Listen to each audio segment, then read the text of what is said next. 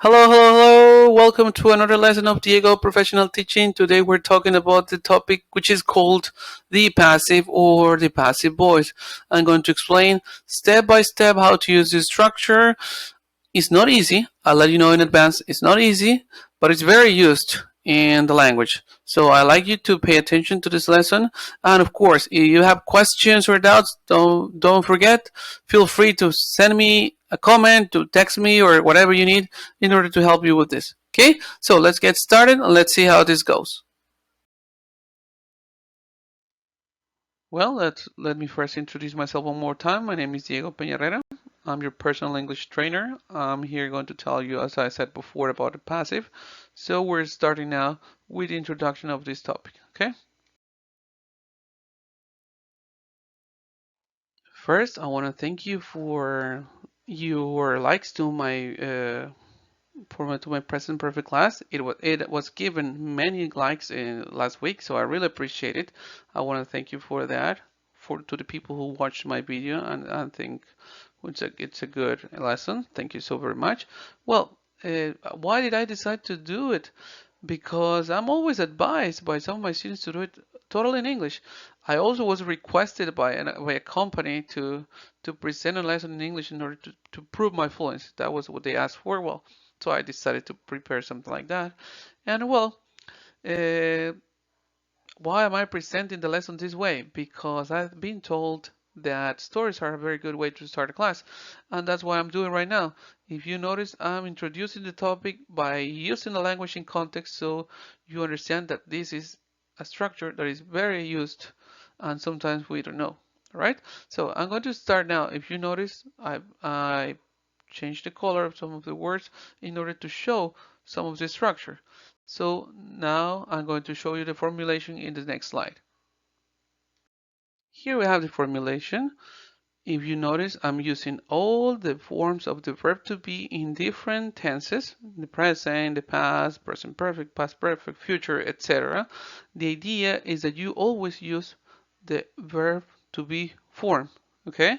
And the next step is to use the past participle form of every verb you're going to use. If it's regular, you know the regular verbs end in ed, and if they are irregular, they are going to have a different ending. So you just have to memorize them. That's the only way. Okay? So I hope this part is clear. The formulation. If you saw my example previously, you will notice that I use that. I use was, were, have been, and the past participle form. Okay?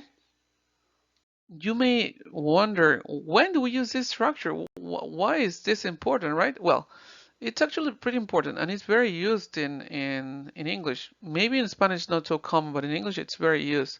So I'm giving you here two examples or two reasons which I consider the most important. Maybe there are more, but I think this could be very helpful for you.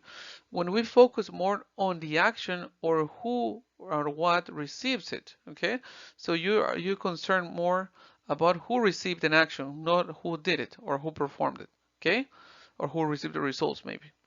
And when we don't know who performed the action, that's the other possibility that I use, or the other case that I consider that we can use this structure for. Okay, so these are the two most specific cases or most important, or the ones that I consider you could use more. Let's show some more examples in order to reinforce this structure, which is not easy at all for many people, and it has been very complicated in my experience too, as a student and as a teacher. Well, for example, I got this. Last year, I was invited to a conference to talk about effective teaching. Yeah, I was invited. Okay, so this was a great experience. I learned a lot and I felt very, very happy. So what's important here that I put an asterisk here and I say, who invited me? I ask this question. Well, it's not mentioned in my sentence, right? Yeah, why not? Because the important thing is not the person who invited me. The important thing in this case is that I received that invitation. The action is the most important thing, and that's why we use this structure. Okay? I think it's better now. I hope so. Well, in this second group of examples, I'm using our context, our reality, our world reality, First with a positive example, and then with not so positive because, well, things are the way they are. For example, I say that COVID vaccines have been developed at a very high speed. I'm really surprised because there are people say that it took years to develop the other ones, and this has taken less than a year. But in this case, we say have been developed because we don't know who were the ones who did the job. We just know that it was a lab, that there were some scientists, but we don't know exactly who they are or who they were. And the other example I'm presenting here is vaccines will be sent here next week, or maybe next month, or maybe next year. Well, this is what the president said, right? So he first set a date, then he changed it, and then he changed it again. Then not all the vaccines, but just some of them, and then the rest will come later. So as we see here, vaccines will be sent. Who will send them? Just we don't know. They will be sent. The lab will send them, but we don't know who exactly. Or actually, it's not that important. The important thing is that the vaccines are on their way or they already came.